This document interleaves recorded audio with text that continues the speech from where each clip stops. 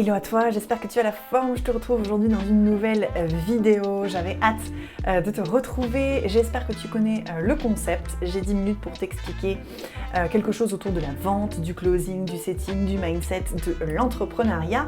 Si tu ne sais pas ce qu'est le closing, ce qu'est le setting et si tu as envie d'avoir plus d'infos sur la vente digitale et surtout le fait d'être freelance, d'être entrepreneur dans la vente digitale, je t'invite à t'abonner à la chaîne pour recevoir du coup toutes les notifications.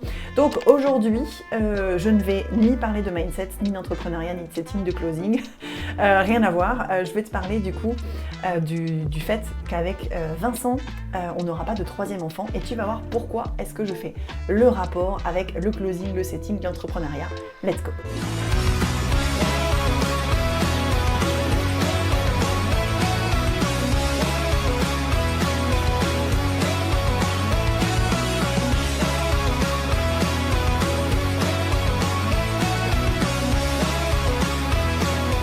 Donc pourquoi est-ce que j'ai décidé de parler de ça aujourd'hui? En fait, j'ai une élève, une fidèle élève qui est sur notre compte Instagram, sur notre chaîne YouTube, etc., qui m'a posé la question est-ce que vous pensez avoir un troisième enfant avec Vincent?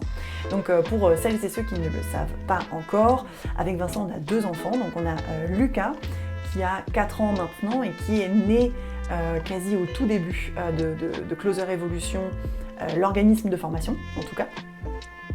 On avait déjà commencé à closer et à setter et on se générait des revenus sur internet sans souci là-dessus. Et puis on a la petite Zoé qui est apparue dans la famille du coup depuis 20 mois. Elle va avoir 2 ans là en avril 2024. Donc on a 2 enfants en bas âge avec bien sûr la gestion des enfants en bas âge qui va avec. Alors c'est des amours. On les aime bien sûr plus que tout et le fait d'avoir du closing, du setting et un organisme de formation, ça nous permet de les avoir auprès de nous très souvent, beaucoup plus que si on était salarié. Mais ça reste quand même compliqué, on va pas se le cacher, d'avoir une entreprise et des enfants en bas âge. Donc le côté on peut faire ce qu'on veut de notre planning, oui et non.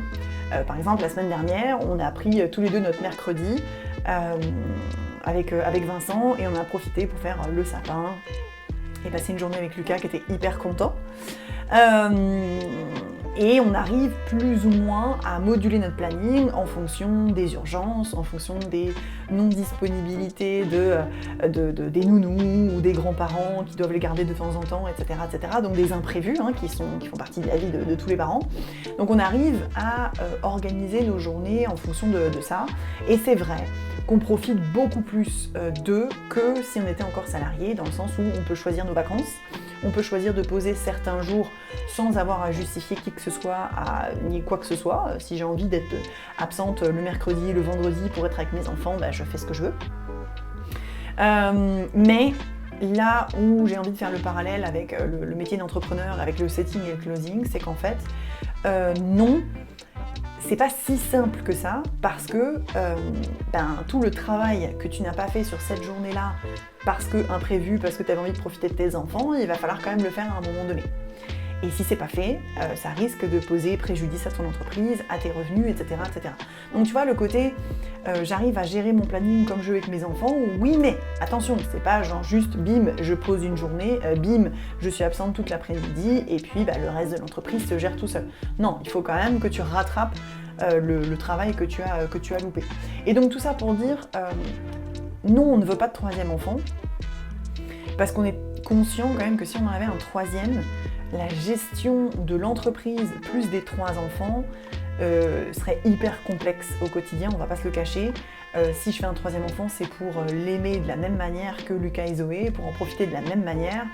Et je suis désolée, quand tu es entrepreneur, tu as quand même un niveau de stress qui est plus ou moins important, plus ou moins présent en fonction de ton business model, de tes clients, etc. Gérer des enfants en bas âge, ça comporte aussi un niveau de stress. Gérer les colères, les pleurs, les frustrations, etc. ça génère quand même du stress, on va pas se le cacher. Donc avec un troisième, franchement, c'est quelque chose que je me sens pas prête de gérer et voire même que je n'ai pas envie de gérer parce que je sais que ce serait pas optimal. Après, on peut très bien décider de drastiquement augmenter nos revenus et d'avoir quelqu'un à la maison qui nous aide à gérer les repas, le linge, etc., etc. Donc on pourrait le prévoir plus sereinement. Mais honnêtement, ça te met quand même un stress puisque tu dois générer plus d'argent pour te permettre d'avoir quelqu'un qui t'aide à la maison. Tu vois ce que je veux dire? Donc en fait, le troisième enfant, pour moi, ça ferait pas sens aujourd'hui. Et ce serait même un niveau de stress beaucoup plus important que ce que j'ai aujourd'hui et j'en vois pas, malheureusement pas l'intérêt. Donc tu vois, là j'avais envie de faire le parallèle avec le closing, le setting, c'est qu'en fait il y a beaucoup de mamans qui viennent à nous et qui ont envie de se former dans le closing, dans le setting pour profiter des enfants, c'est super cool, mais en fait c'est pas non plus la fête. Tu peux pas faire tout ce que tu veux, quand tu veux, exactement comme tu veux. C'est beaucoup plus permissif et beaucoup plus libre que quand tu es salarié, on est d'accord, mais c'est pas non plus n'importe quoi et il faut pas s'imaginer non plus que tu vas être sur une semaine de 35 heures sur laquelle tu travaillais quand tu étais salarié, bah allez je vais travailler plus que 25 heures parce que j'ai 10 heures que j'accorde à moi, à mes enfants et j'espère gagner 3 fois plus. Tu vois, à un moment donné, les choses vont pas vraiment ensemble dans le principe, donc attention en fait, profiter de tes enfants etc c'est ok. Mais tu peux pas non plus toujours faire ce que tu veux, quand toi tu veux, au moment où tu veux, parce que tu as des responsabilités, tu es gérant de ton entreprise, qu'elle soit une micro-entreprise, une SARL, etc., on s'en fiche. L'idée c'est que tu es la seule personne responsable de l'entrée des revenus sur ton compte en banque, donc tu peux pas toujours faire ce que tu veux. J'espère que cette vidéo t'a plu, si tu as des questions tu me retrouves en commentaire, moi je te dis à demain matin, je termine mon café, ciao ciao.